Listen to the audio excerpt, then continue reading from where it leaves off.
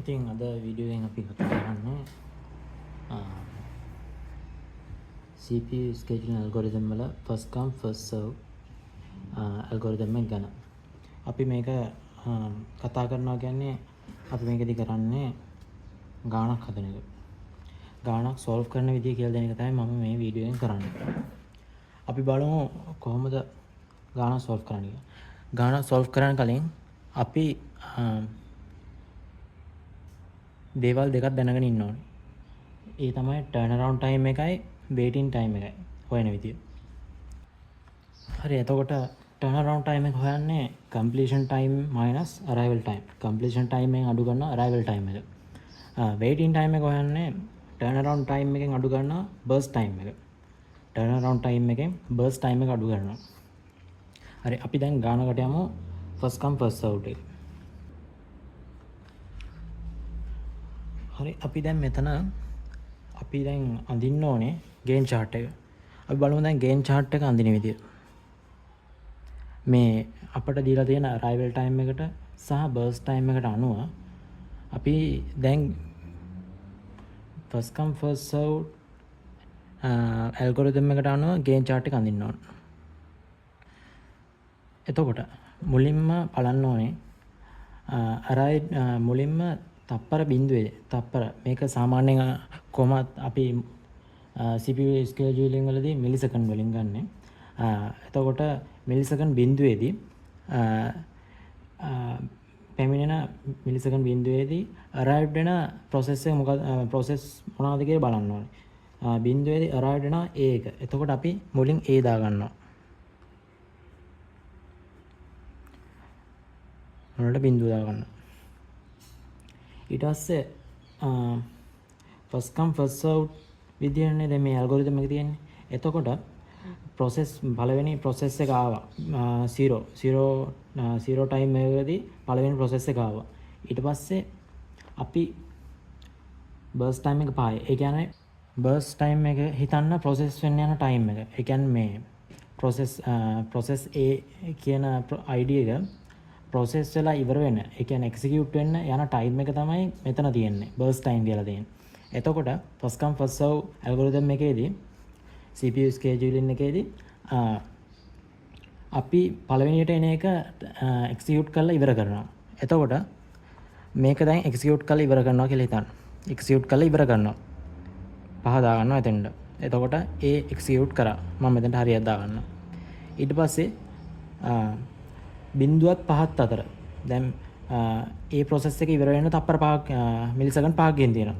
එතකොට බිඳුවත් පහත් අතර arrived වෙලා තියෙනවා තව B එක C එක D එක. මොකද ඒකේ arrival time එක 1 2 3. බිඳුවත් පහත් අතර ඒවා arrived වෙලා තියෙනවා. එතකොට first come first served විදිහට මේ ඔක්කොම execute වෙන්න ඕනේ. එතකොට අපි කරන්නේ පළවෙනි ඊට පස්සේ A එකෙන් පස්සේ arrived වෙලා තියෙන්නේ B. එතකොට B තමයි ඊළඟට දාන්නේ. ඊට පස්සේ arrived වෙලා තියෙන්නේ C. ඊට පස්සේ arrived වෙලා තියෙන්නේ D.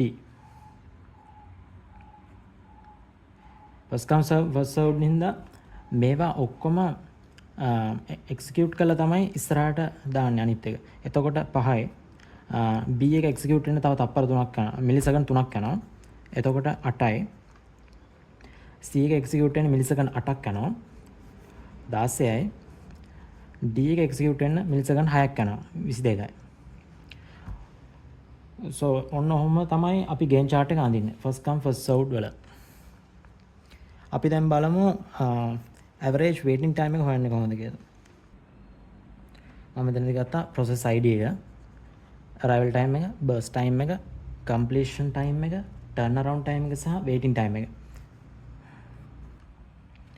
එතකොට මෙතනදී completion time එක වෙන්නේ ඒ මිලිසෙකන්ඩ් බිඳුවේදී ඇවිල්ලා 5ක් ඇතුළත complete වෙනවා. එතකොට 5යි.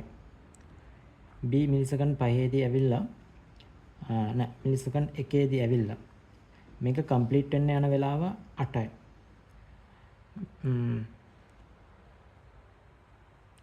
C එක complete වෙන්න යන වෙලාව 16යි. D එක complete වෙන්න යන වෙලාව මිලිසෙකන්ඩ් 22යි. එතකොට අපි කලින් කතා කරා ටර්නරවුන්ඩ් ටයිම් එක හොයන්නේ කොහොමද කියලා. ටර්නරවුන්ඩ් ටයිම් එක හොයන්නේ කම්ප්ලීෂන් ටයිම් එකෙන් අඩු කරනවා අරයිවල් ටයිම් එක. එතකොට කම්ප්ලීෂන් ටයිම් එක 5යි, අරයිවල් ටයිම් එක 0යි 5යි. B process එකේ කම්ප්ලීෂන් ටයිම් එක 8යි, අරයිවල් ටයිම් එක 1යි 7යි. 16න් 2ක් 14යි 19යි. අපි වේටින් ටයිම් එක හොයන දේ කතා කරා ටර්නරවුන්ඩ් ටයිම් එක මයිනස් බර්ස්ට් ටයිම්. ටර්නරවුන්ඩ් ටයිම් එකෙන් බර්ස්ට් ටයිම් එක අඩු කරනවා. ටර්නරවුන්ඩ් ටයිම් එකෙන් බර්ස්ට් ටයිම් එක අඩු කරනවා. 5න් 5ක් 0යි. 7න් 3ක් 4යි. 14න් 8ක් 6යි.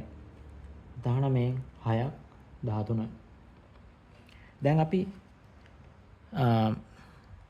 වේටින් ටයිම් එක ඇවරේජ් වේටින් ටයිම් එක හොයන්න තමයි යන්නේ. ඇවරේජ් වේටින් ටයිම් එක හොයන්නේ මේ හතර එකතු කරලා ප්‍රොසෙස් ගානෙන් බෙදනවා.